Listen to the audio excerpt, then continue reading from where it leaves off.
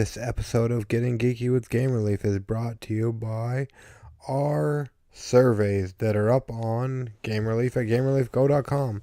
Go check them out, and if you feel so inclined, we would appreciate the feedback. Let us know what we can do better and what we're doing good, as well as how you listen to the podcast, when you listen to it, and other content creators you've supported in the past and how. Anyways, let's get on with the show, shall we?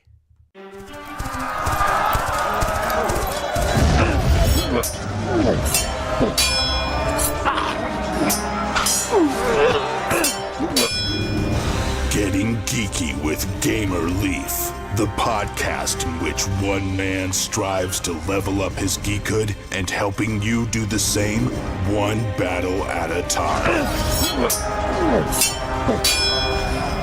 Now, let's get geeky with Gamer Leaf.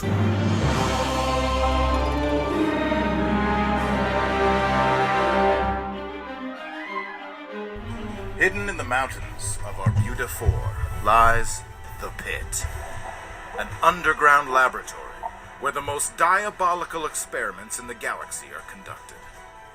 Your mission: gather 4 friends, defeat monsters and collect trophies, forage for supplies and loot alien treasure troves, increase your skills, and craft new items. Your ultimate goal: fight your way to the bottom of the pit and defeat the alien mastermind who controls this malevolent facility.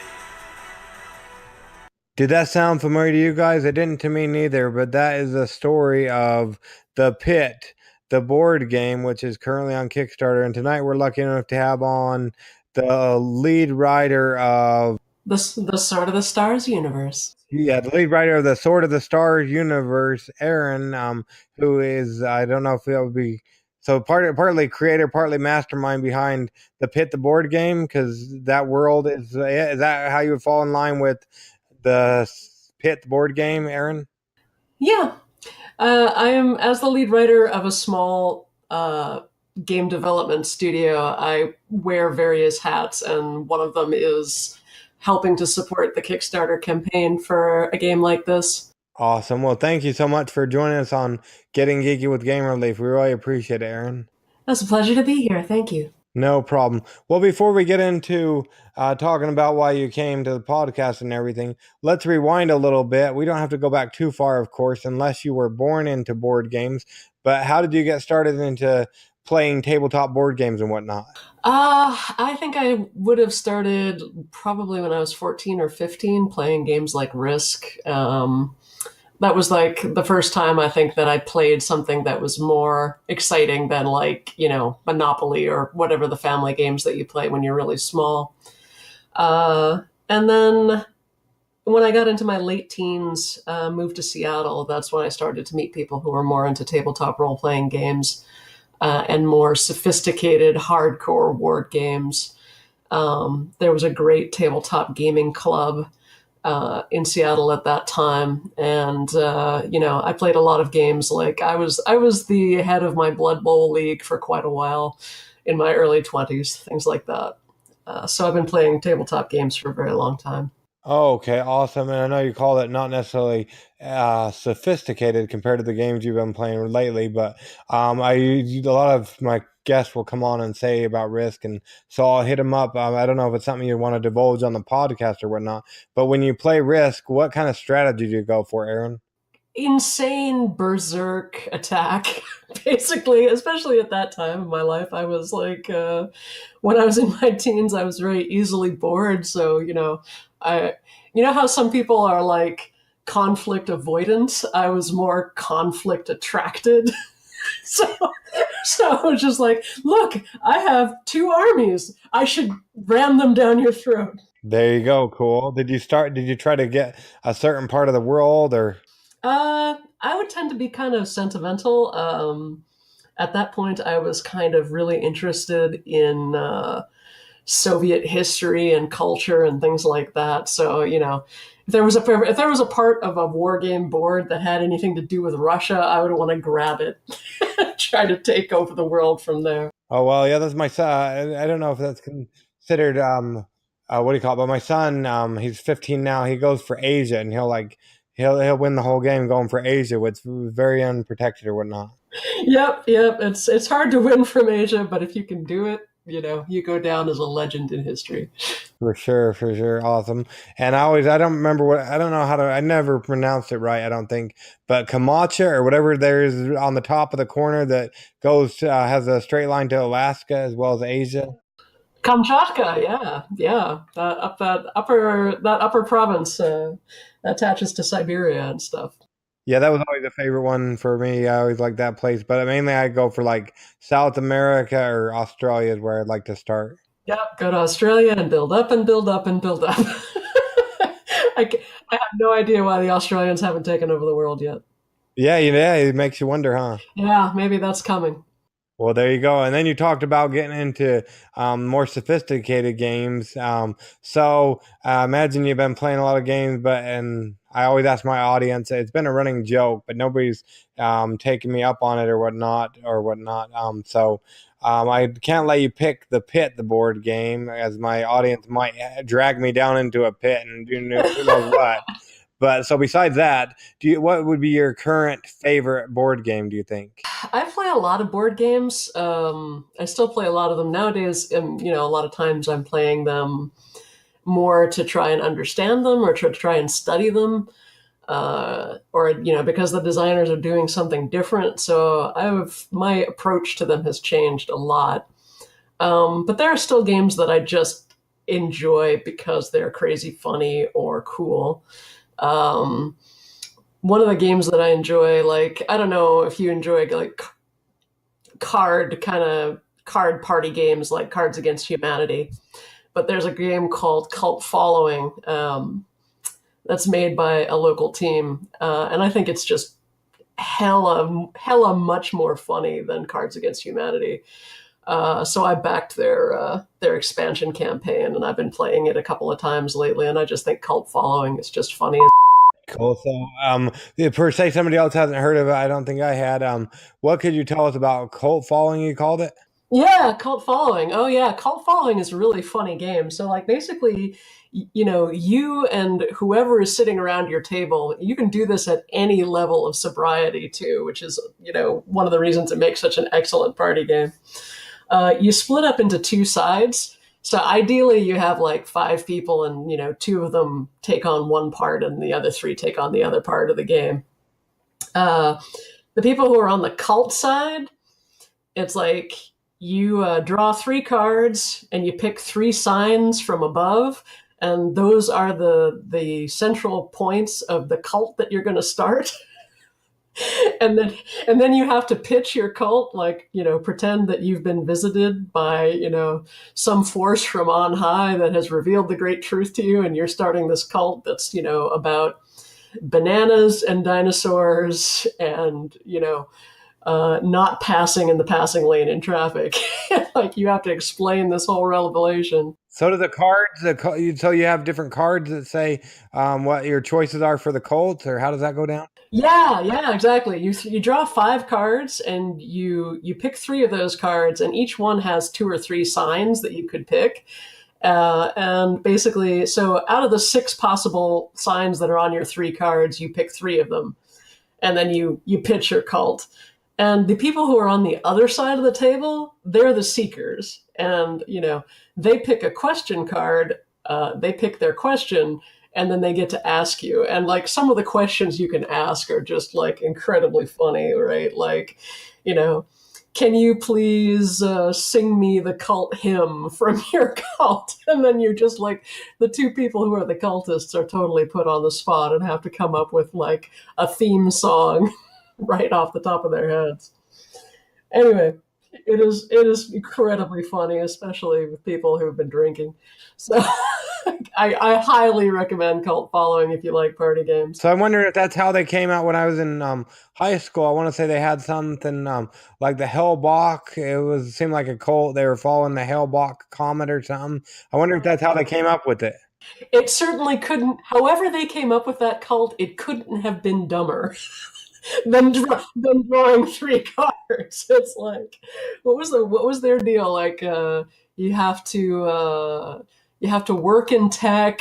You can't have sex with anybody, and you're going to commit suicide when the comet comes back. Like, I mean, that sounds like it came out of a gumball machine. You have to admit.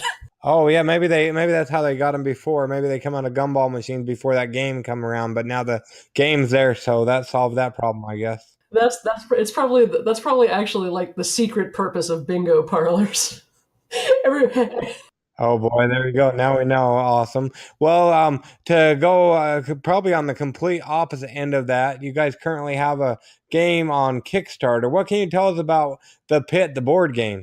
Oh, the Pit the board game. Oh man, I really love this game, and it's not just because I'm involved in making it. Like, it has a it has an unusual number of properties. One, it's a sci-fi role-playing game, but you play it co-op, right? So you play it as a team.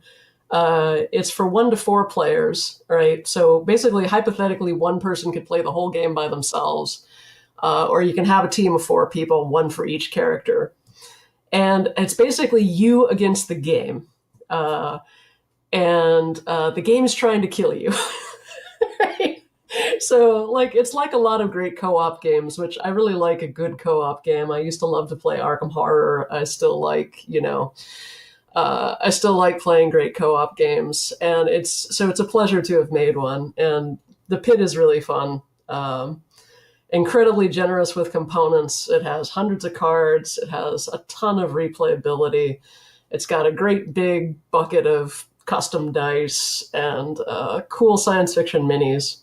And it's just a really exciting project for us to launch the tabletop division of our company. So I'm really happy about it. Yeah, I thought that was pretty interesting. With because most of the time I'm hearing about dungeon crawls and stuff, but they're in the fantasy realm. I don't know. Is there other ones like the Pit that are based in science fiction or whatnot? I think there's a lot of cool science fiction games, but they're not exactly the same. Like, I kind of think of Pandemic as being kind of a science fiction game, or sometimes like the zombie apocalypse games kind of have a bit of a science fiction theme to them. But an actual dungeon crawler that is science fiction is rare. And that was kind of true even the video game realm when we made the Pit. The original video game for the Pit, there's not a lot of science fiction dungeon crawlers out there. Yeah, so maybe we should rewind a little bit. So you worked on the world and whatnot. What can you tell us about the whole world and I guess the Pit, the what would it be called? The Pit, the video game, I guess it is? Yeah. Sword of the Stars, the Pit is the name of the video game, and the universe is called Sword of the Stars. We started working on it in 2004.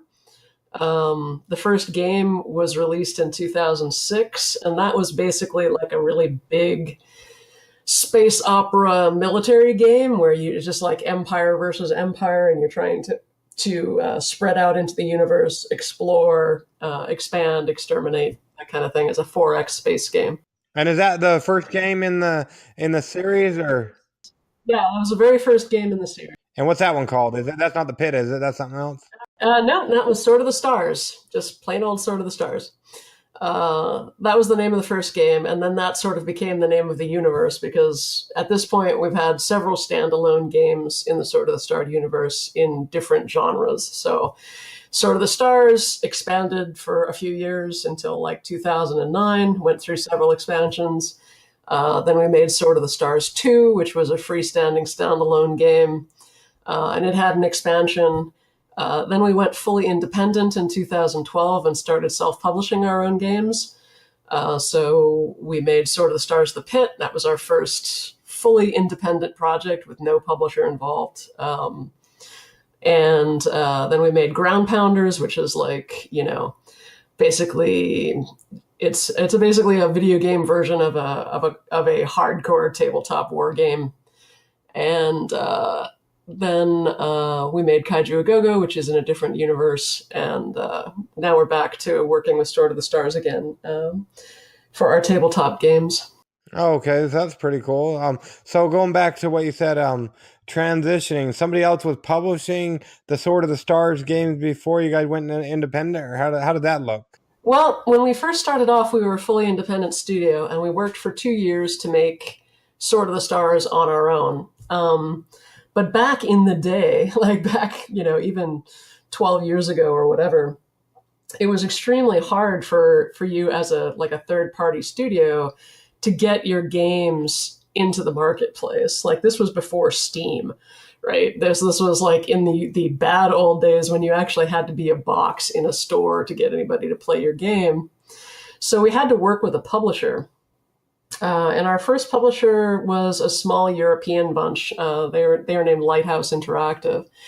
And they were good guys, but, there was a big recession right in the middle of the 2 years that we were working with them. And a bunch of their US distributors went into non-payment and didn't pay them back for all the fees that they owed them. So that guy ended up that company basically had to close its doors and file for bankruptcy in Europe, which left us without a publisher. So we signed on with another publisher, and they were sort of a little more hip to the digital market, and started making our games available for digital download in the early days. And we tried to work with them for a few years, but ultimately that relationship didn't work very well for us. So we parted ways in 2012, and by that time we were pretty well established, and we were able to move into publishing our own games on Steam, and we're pretty much not looking back at this point. Well, that's pretty cool. So how does that look? What's the difference?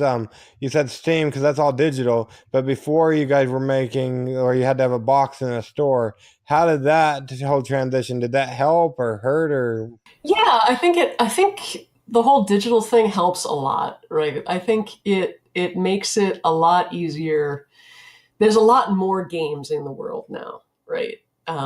Even in just the last 5 or 6 years, there's probably at least 8 or 9 times as many games that are good games and that are worth playing right now than there were, 10 years ago. I mean, and this is before we even get into all the games that you would think are not very worthwhile, that are just kind of crap.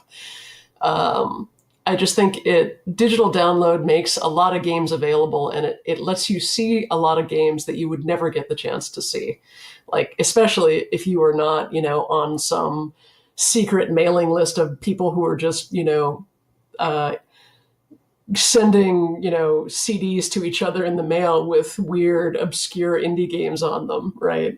And it's like nowadays, like back in the day, I had to be pretty far on the inside of a weird, eclectic gamer community before I had enough friends to play VGA Planets with. Nowadays, if you want to play a weird, eclectic, indie video game, you can just download it on Steam and spend $3 and you're in. So you're telling us we don't have to go sign up for that mailing list anymore? No, don't llisten to the mailing list guy. He's pulling your leg. Oh boy, interesting. Yeah, it's like my wife. Tonight I just got what do you call it? Mega Man parts 1 through 6 for the Switch. Awesome! You're a Mega Man fan. Yeah, my wife was giving me a hard time because it's like she was calling it. What was she saying? She was saying it was Mario Brothers, like for the poor people or something. No, oh yeah, that's blasphemy. You gotta defend the honor of Mega Man. Yeah, she was giving me a hard time, but yeah, it was pretty cool. I'll have to get the other ones later on, but are they still going strong? I know, I noticed it. It looks like I can get part 1 through 6, what we just got, and then it'll be like 6 through 12 on the next disc. What iteration of Mega Man are they on? Do you know? Are they still going? Oh, good Lord. Yeah, I can't speak to, I am not a Mega Man expert. I would have to ask. I do have a Mega Man expert in my life, but he is not in the room at the moment. So. Oh boy, well there you go. So, but you are an expert of the Sword of the Stars? Yeah, I'm as close to an expert on Sword of the Stars as you will ever meet. Being as how I'm considered the, I don't know, I often get credited as the creator of the universe, so. Well, that's probably not a bad thing, is it? No, it's a good word. It's not entirely fair because it's, a huge franchise and it takes a huge team of people to do this much content, but I'll take it. Go ahead and give me all the credit. The other riders or whatnot, and you're the only one that's been there the whole ride? It's more like artists and designers. Yeah, the other designers do a lot of mechanical design and faction design and military design and game design. Um, I do not take credit for most of that stuff. Most of the mechanical design of Sword of the Stars is done by Martin Sirlis. He's the lead designer of most of the Sword of the Stars games. And so many artists have contributed to it, like 3D artists, 2D artists, composers, right? Like it just takes a huge team to make a good game. So Cool. So you talked about 2D artists. So does that mean you have old 2D games? Because I always tell my family, because I don't really care for the 3D stuff as much. I'm more an old schooler. Are any of the Sword of the Stars games 2D? yeah, actually, two of them are. You should try the Pit. The Pit is a retro game. We deliberately made it with like a kind of an old fashioned style, and it's got like a nice turn based approach, right?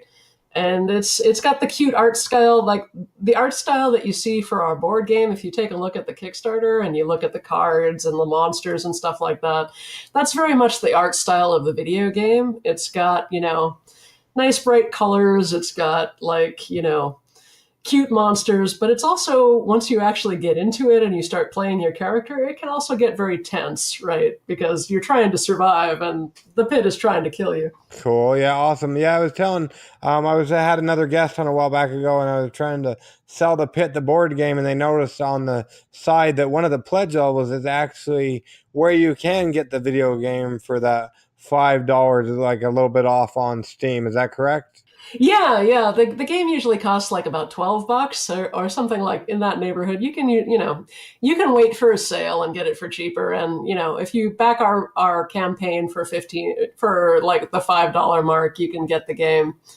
We're just grateful for your support, and as I said, $5 not too much to ask for a discount video game. We figured. Well, there you go. So, but the real thing that's on Kickstarter is actually the board game. So, per se, me and you were to sit down to play the Pit, the board game, Arinn, how would that look? Wait, how would it sound? This is a podcast after all. Okay, so you and I sit down. Since there's just two of us, we'll play two characters each, and we're gonna pick which of four characters we want to run with. So, like, we have a Marine character. He's basically, Semper Fi, kill everything or die. He's got good attack dice. He's got pretty good defense, and he's got the ability to re-roll his attacks. Right, so he's a strong fighter. You got the scout. Her job is to get in fast, get in quick, keep your enemies from hiding from you. So she's like a recon unit. You got the medic, who has the ability to heal herself and other people. And you got the engineer. He's the brains of the operation. He's able to do crafting. He's able to figure out computer systems. He's anything that requires smarts. He has a pretty good shot of rolling those dice. So we break up those four characters into two teams, and then you and I play together against the pit, and it will start throwing monsters at us, and we'll start exploring rooms and trying to loot all the treasure out of them. And ultimately, our goal, if we can possibly do it, is to survive and get enough good items, like good armor, good weapons, that we get to the bottom floor of the pit. And then we get to fight the boss monster and win the game. Oh, okay. So that easy then. Oh, so easy. Just like a roguelike video game. It's like, yeah, like generally speaking, the pit is going to take you out. Like if you make any mistakes or if you just get unlucky, the pit is going to win. And, by the time you do get a game where you make it to the bottom floor and you actually win, it feels really, really good. Well, that's cool. So let's see here.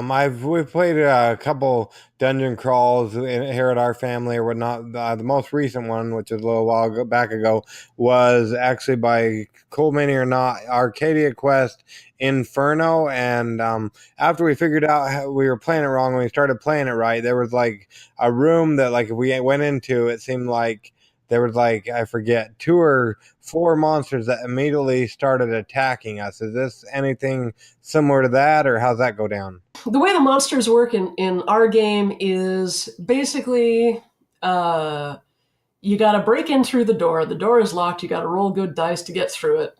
Once the doors open, you draw the monsters for the room, and you'll have tougher monsters the further down you go, because as you go deeper into the pit, it gets harder. But you draw the monsters, and then you roll a dice to see if they're hiding from you, right? So if they're in ambush mode, you don't get a chance to take a shot at them first, right? If they're in ambush mode, the only person who can reveal them and let you attack them is the scout. So it's always great if the scout goes in first, because she has a pretty good shot of revealing the monsters. If you get the drop on the monsters, you will at least have a chance of doing them so much damage that they never get a chance to attack you. But if that doesn't happen, if they survive your attack, or, they get to ambush you, then you have to go through a round where they attack you.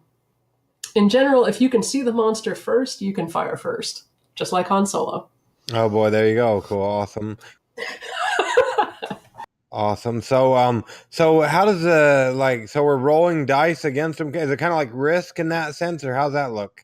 Well, every character has a certain number of attack dice. Those are the red ones. And then you have a weapon that you're using. So you either got your melee weapon if you're in there close, or if you're firing from range, you got a gun of some kind. And the dice that's attached to your weapon will add some more attack dice to you. Then, there are weapons that do something special. So, if you have, a really powerful sci-fi weapon, like, say, the vibro knife, it's going to have some extra weird effects. And the chances that your weapon does something special is represented by the blue D10 that you roll at the same time when you roll your attack. So if the blue D10 comes up with a special, that's like a 2, 5, or a 10, that means that your weapon does something funky, does something extra to the enemy. And sometimes it's pretty cool. It might stun them, or it might do extra damage to a robot or whatever. Every weapon in the game has a different effect, and some of them are really cool. Cool. And some of the monsters, they look like really cool as well. What is it? I don't know if it's like a blob thing, kind of. Oh, you're talking about the Proteans. Yeah, that's what it looks like. Yeah, and then you got the weird evil rats from Princess Bride, but I don't think that's. Yes, rodents of unusual size. No, we don't. Ours are called rock rats, but yeah, it's basically the same concept. Very large, very vicious rats. Cool. Yeah, just looking at some of those miniatures, they look pretty cool, and it looks like we're still going for some of the bad guy miniatures. Is that right? I know we haven't. Unfortunately, it hasn't funded yet, but it looks like it's well on its way. And are those bad guy miniatures going to be the stretch goals? Is that what that is?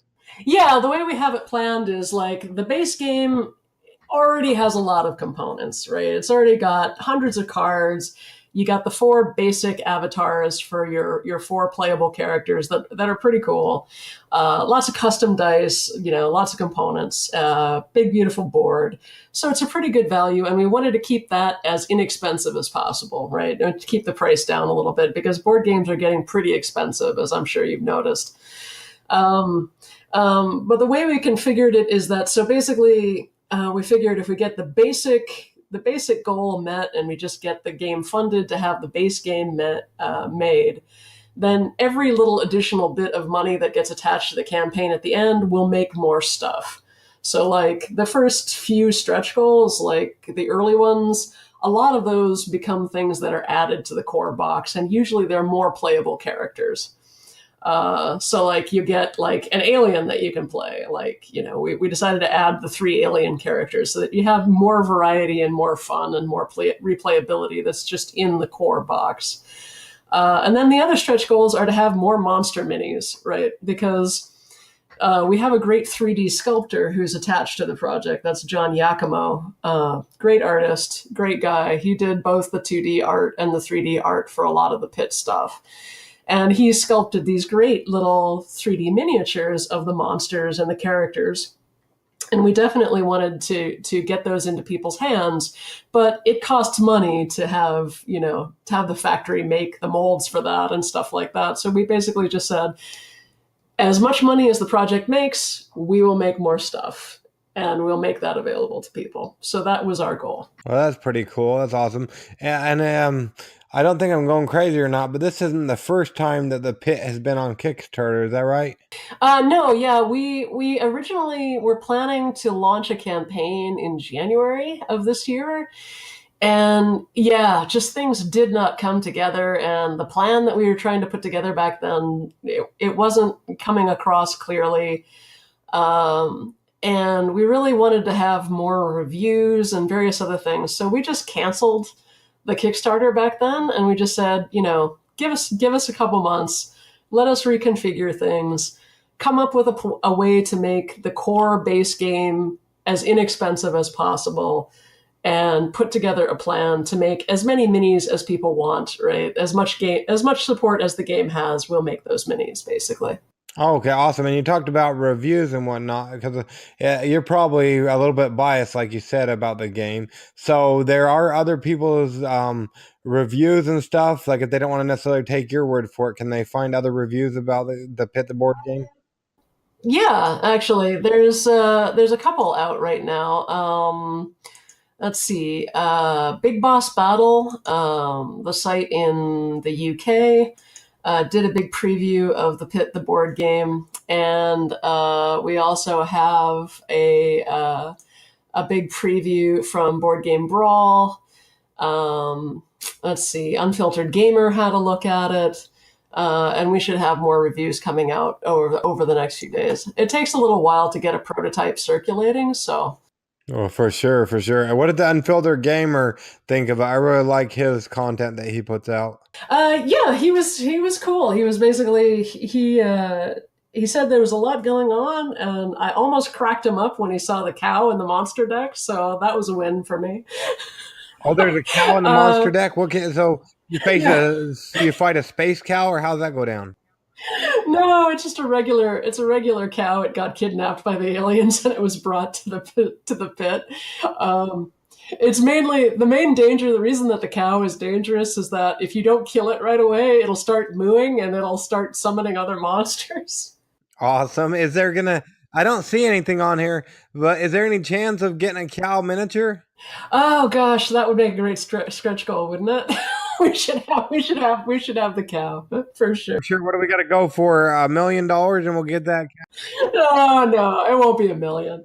Like it's actually it actually will not take long to fund that game fully to stretch goals. Like there are many campaigns on Kickstarter that are much higher funded than it would take to just get a huge box of minis for this game.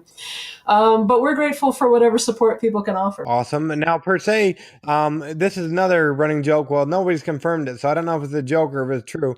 But per se, somebody's been listening and they've fallen asleep. It wouldn't be because of you guys or the Pit the Board game. It'd be because of me and my podcast.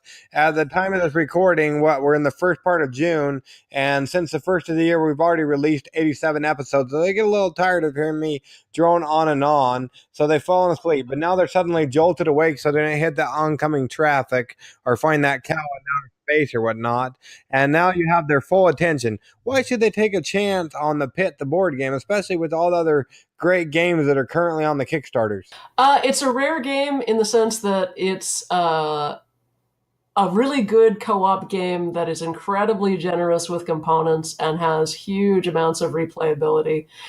It's very fun for people of all ages. We've tested it a lot with kids between 8 and 12 as well as adults, and everybody seems to get a kick out of it. So it's a really great game to play as a team with your family. Awesome. That's cool. Yeah, we were like what do you call it? He'll be 11. No, he'll be 10 this year, and he really likes games. So yeah, that'd be cool. That's awesome. So yeah, well, at least go ahead and head on over to the Kickstarter page to check out the Pit the board game. We'll make sure we leave links in the show notes because sometimes people get a little bit tired and they don't want to necessarily type stuff in. This way they can just click on the link and it'll take them straight there. At the time of the recording, the 1st of June, it looks like we're only about $5,000, a little bit less than $5,000, a little bit. Yeah, about somewhere around $5,000, but that's in Canadian money. Am I right? Yeah, the campaign's in Canadian, and we're about 84% funded, so we're pretty close. We got a good shot in the last week, so keep an eye on it and jump in if it looks good to you. Cool, yeah, for sure, and help us get those stretch goals. Because at the time of this, when we release this, let's see here, it looks like it'll have about a week or a little bit less than a week left to go. You guys are ending on the 10th, Sunday, the 10th of June. Is that right? Yes, sir.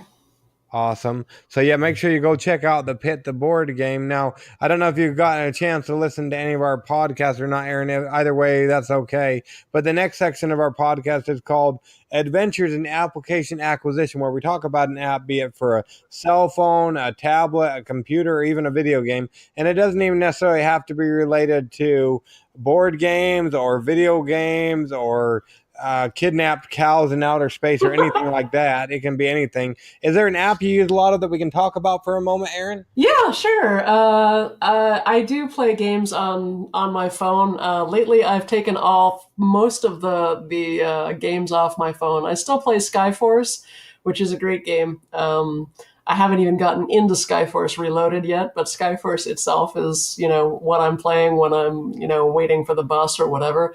And I also use an app that I want to plug called Habitica, which is making your life into a game and getting all your stuff done and changing your habits. And I play that one with my family, and it's a really funny little game. I enjoy collecting all the little pets, and, I'm like level 85 at my own life now, so it's awesome. Oh, there you go. Yeah, and you call that Habitica? Habitica, yeah. It's a little open source game. It's made by a little independent team, and it's basically just about making it a game to make your own life better and be the best version of you, which I think is a great subject for a game. So I like to give them a plug whenever I can. Cool. So I hope I didn't make you lose any experience points by forgetting and having the interview an hour later. No, not at all.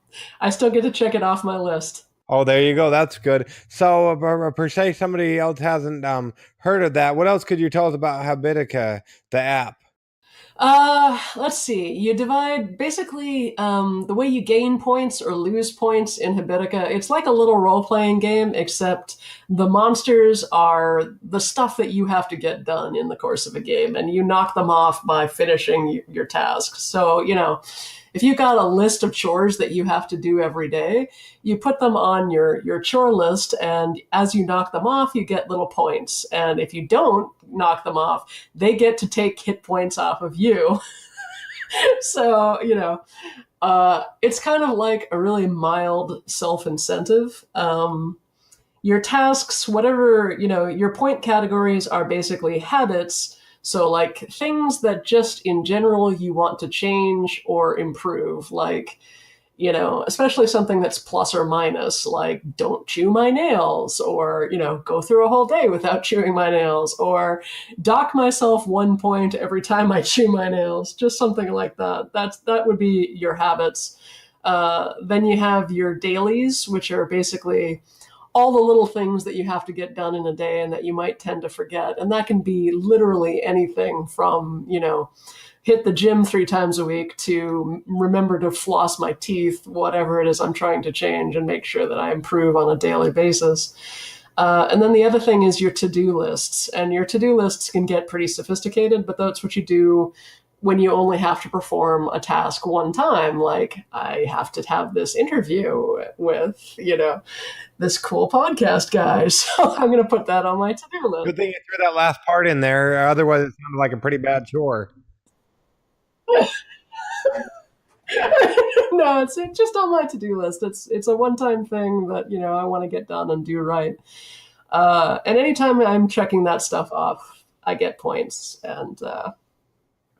And yeah, as I said, you can join a party. So, like in my particular case, I invited all my family members that I'm close to become part of my little Habitica party, and they help me finish little quests and collect pets and all of that stuff that I do. It's just goofy. Awesome. And is it free or does it cost? I just barely downloaded it on my phone, but it was a re-download, so I don't remember. It is free to play.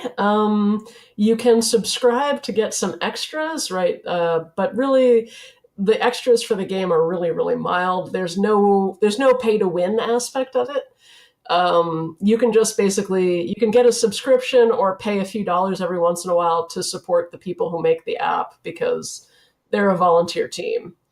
And it takes a certain amount. Yeah, it takes a certain amount of time and money to keep the app going. So, I try to kick in every once in a while because I get a lot of use out of the app and I find it funny and fun to play. Awesome. And per se, you own the rights to Habitica. What would be one thing you would do to make it better or fix it, Arinn? I personally use an iPhone myself, but I've heard some complaining about the Android version of the app, that it's not quite as good as the iPhone version. So I would probably spend some money beefing up the Android team on that app and have them work a little harder to bring it up to snuff. Well, there you go. We try to make a green podcast around here. So if the creators or anybody that has anything to do with the development of that, I know it's all on what do you call it? You said a volunteer basis or whatnot. But if anybody's ever listening and you can do anything to bring the Android version up to snuff, that would be something that Arinn would recommend to be able to fix this app and make it a little bit better. Yeah, I think that would improve the app.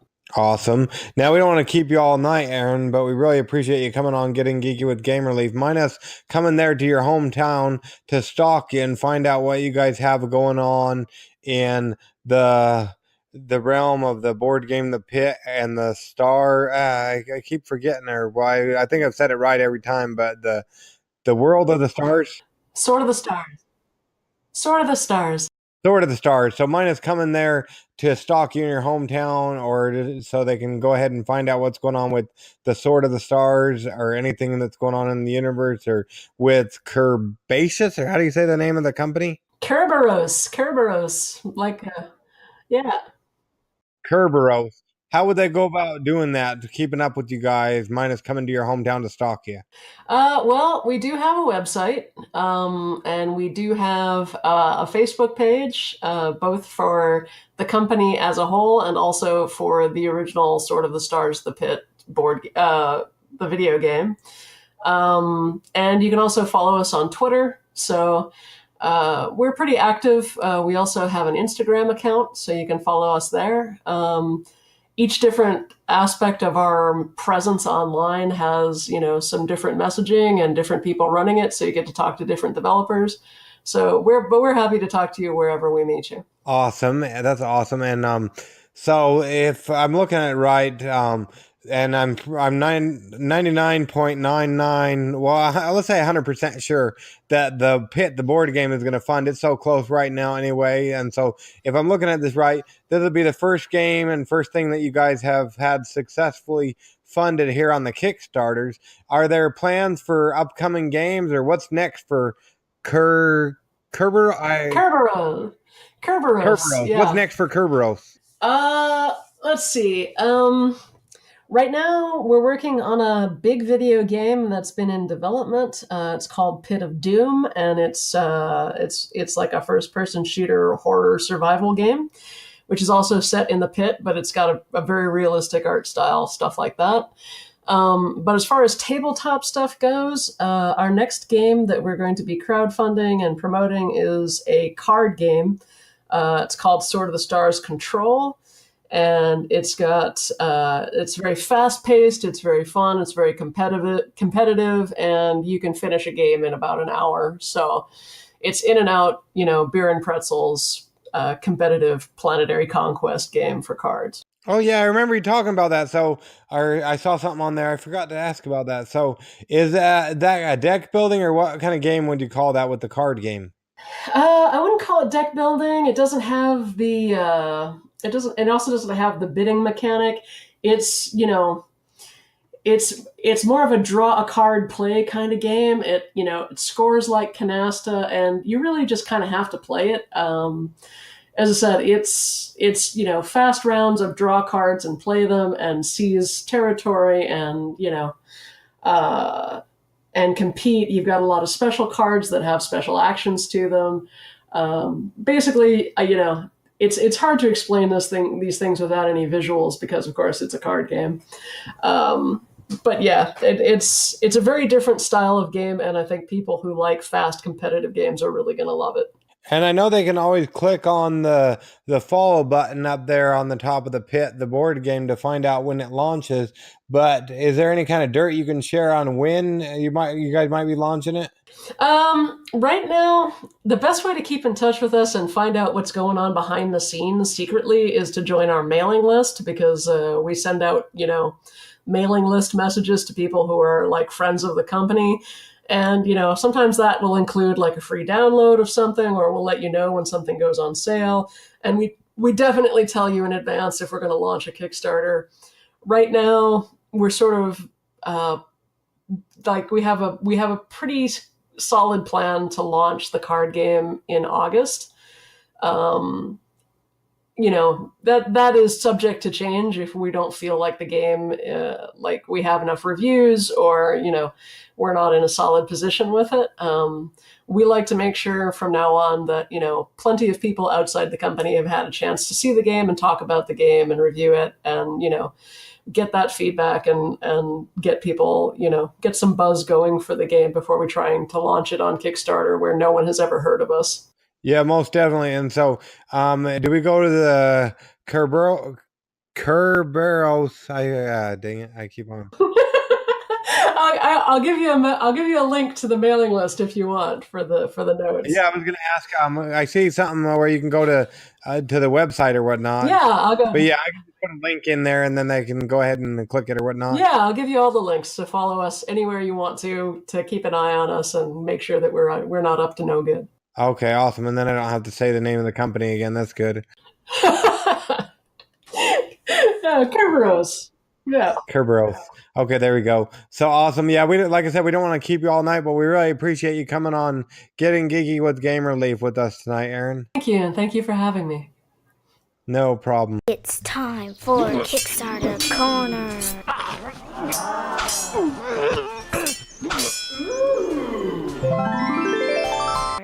To begin now.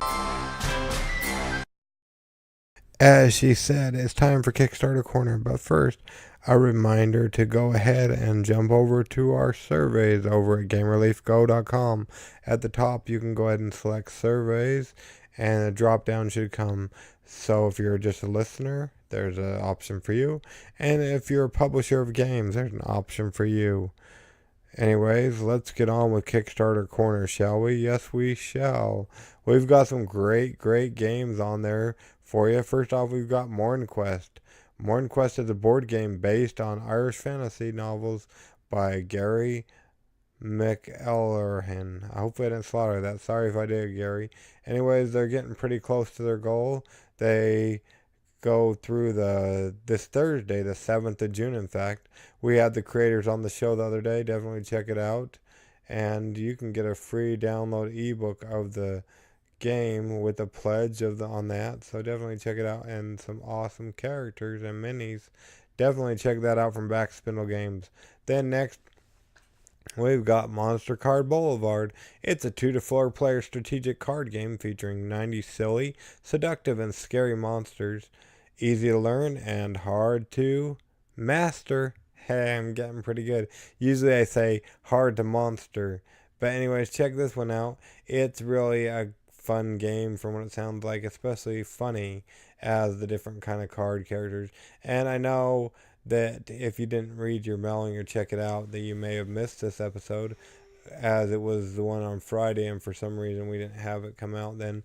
But it just released yesterday, so if you missed it, go back and download it, as it's now downloadable. Or you can always go to our website and find them, even if They're not on iTunes yet. They'll be on our website, as this one came to our website first. Game Relief at GameReliefGo.com, or sign up for our mailing list, and then you don't have to wait a couple days like people did with this one. And then we've got okay, sorry about that. I got land blasted, as one of these ones that we have here on the Kickstarter Corner has since canceled and relaunched. And so now, Yard of the Month, it says it's canceled, but there's a new one out there. Yard of the Month, Smash Gnomes. They just relaunched, and a lower goal, I think, and some other things great about it. But the gnome smashing, garden sabotaging game of wits, flowers, and fun for the whole family. Did I mention gnome smashing? This one I really like, and so did the family. If you scroll down just below the video, you'll find out that it got 5,000 leaves from Princess Leaf over at GameReliefGo.com, and we did an interview with the creator of this. We did an interview with Shane. He was on the show, as well as we reviewed this on the show, as well as we kind of almost might as well have given our review on Engage Family Gaming when we sat down with Steven. So definitely check that out. And they just relaunched, and they're going for until the 7th of July now with the lower goal, and they're already at 40% of their goal. So definitely check this one out. It is awesome. And then next, we've also got On Their Merry Way. It's a relaunch as well, and it's a unique path-building board game starring the underdogs and tales of Robin Hood, the greedy merchants, and the merry men. They are going through the 12th of June, and they're over halfway to their goal. Definitely give this one a look. They have some interesting mechanics that I really liked. And last but not least on this week's Getting Geeky with Game Relief is Forgotten Fight. It's a deck building card game. You need to choose a team of 3 heroes to prove that you know the best combo. Definitely check this one out. If you back it, even for $1, you'll get all the updates, and they give one every day. Definitely check it out. They're going through the 26th of June. Anyways, this has been our Kickstarter Corner. Some great games out there. Definitely give them a check out on the Kickstarters. And if you'd be so obliged, we would really appreciate it if you wouldn't mind going ahead and heading over to our survey page and filling that out as well. And you can always give us reviews and ratings on iTunes. That really helps others find us. Do you like what you heard? You should definitely go ahead and subscribe to our newsletter. We'll try to send those out at least once, if not once every week. If not, we'll do it every 2 weeks. But you'll get all the greatest and latest. You can find out what our top downloaded episode is and listen to that if you think we've put out too much content and stuff like that, and their greatest Kickstarter and all that fun stuff. Definitely check it out. Sign up for our mailing list at GameReliefGo.com. Anyways, and you want to hear your game mentioned on here, go ahead and email us at GameRelief@GameReliefGo.com, or send us a Facebook message at BlakeLeafD or at Getting Geeky with Game Relief, and we'll make sure we get those out to you. So we want to tell you about some of the episodes that we have coming up this week, and just so you know why you should come back and listen to some more episodes of Getting Geeky with Game Relief. So we are going to have some pretty good ones on there. We will have, coming up this week, we will have one about educational escape rooms for teachers or anyone. This one was a fun interview that I just sat down with the gentleman of that.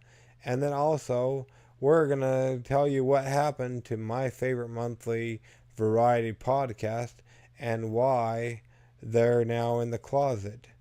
And yeah, so definitely check that one out.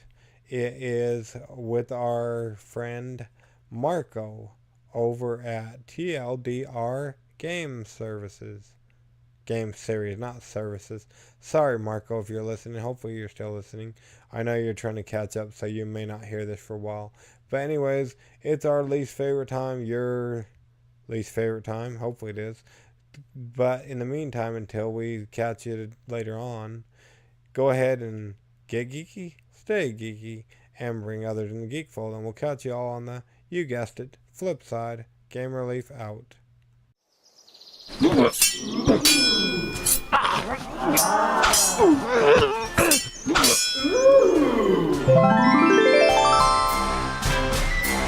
Gamer Leaf levels up.